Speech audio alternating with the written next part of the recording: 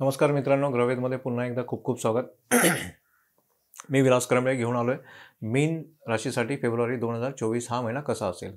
मध्यम महिना आहे. चांगली आर्थिक आवड, आर्थिक स्थितीत बऱ्यापैकी वाढ, कार्यक्षेत्रात चांगले परिणाम, परिवार जीवनामध्ये कुठेतरी उतार चढाव, धार्मिक कार्यात सहभाग, एखाद्या शुभ कार्यात सहभाग, वैवाहिक ताणतणाव, प्रेमसंबंध उतार चढाव, विद्यार्थ्यांना अडचणी, विदेश यात्रा, इच्छापूर्ती असा हा महिना आहे.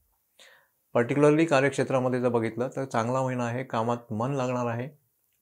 कौतुक कुठेतरी तुमचं कामामध्ये होणार आहे. कौतुकाची थाप तुमच्या पाठीवर पडू शकते. शाबासकी तुम्हाला मिळू शकते. कामामध्ये कुठेतरी काम करताना तुमच्याकडून मिस्टेक्स होऊ शकतात, चुका होऊ शकतात. सावधान राहायचे. उत्तरार्धामध्ये अतिशय चांगली स्थिती आहे. पगारवाढ, प्रमोशन किंवा सरकारी क्षेत्रातून लाभ तुम्हाला या ठिकाणी होताना दिसतोय. व्यापारामध्ये थोड्याशा अडचणी आहेत, उतार चढाव आहेत. व्यापाराप्रती कुठेतरी तुमची संशयाची किंवा गोंधळलेली अवस्था राहणार आहे. त्यामुळे कुठेतरी व्यापारावर त्याचा परिणाम होईल. आर्थिक बाबतीमध्ये चांगला महिना आहे. शनी महाराजांची कृपा आहे. परंतु खर्च वाढतील, धनसंचय होणार नाही. धनसंचय होईल, खर्च वाढतील. धनसंचयाची प्रवृत्ती जास्त तीव्र होईल. बँक बॅलन्स ठेवण्याकडे तुमचा जास्त कल असणार आहे. म्हणजेच काय की कुठेतरी तुम्ही पैशाची जमव ह्या महिन्यामध्ये करणार आहे. त्यामुळे आर्थिक बाजू ही तुमची मजबूत राहणार आहे. आर्थिक बाबतीमध्ये अनुकूल असा महिना आहे. नवीन आर्थिक उत्पन्नाचं साधन तुम्हाला या महिन्यात मिळू शकतं. आरोग्याच्या बाबतीमध्ये मध्यम महिना आहे. शनीमुळे कदाचित आरोग्य तुमचं खराब होऊ शकतं. राहू पूर्ण महिना हा तुमच्याच राशीत असल्यामुळे अचानक एखादा आजार तुम्हाला होऊ शकतो. आरोग्याच्या तक्रारी ह्या तुमच्या निष्काळजीपणामुळे सुद्धा होऊ शकतात. खाण्यापिण्यावर नियंत्रण ठेवायचं आहे. चांगली दिनचर्या ठेवायची. व्यायाम, योगा, मेडिटेशन जर तुम्ही केलं तर हा महिना अजूनही चांगला तुम्ही घालवू शकता. ते तुमच्या हातात आहे.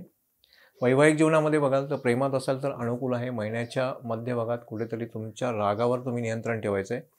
उग्रता तुमच्यातली वाढलेली असणार आहे. प्रेम जीवन अनुकूल राहणार आहे. जोडीदाराची हितगुज कदाचित कमी जास्त होऊ शकते या महिन्यामध्ये. वैवाहिकांसाठी थोडासा कमजोर असा महिना आहे. कारण राहू आणि केतू हे प्रथम आणि लग्नस्थानामुळे असल्यामुळे डोकं शांत ठेवायचं आहे. बोलताना पूर्णपणे विचार करायचा आहे.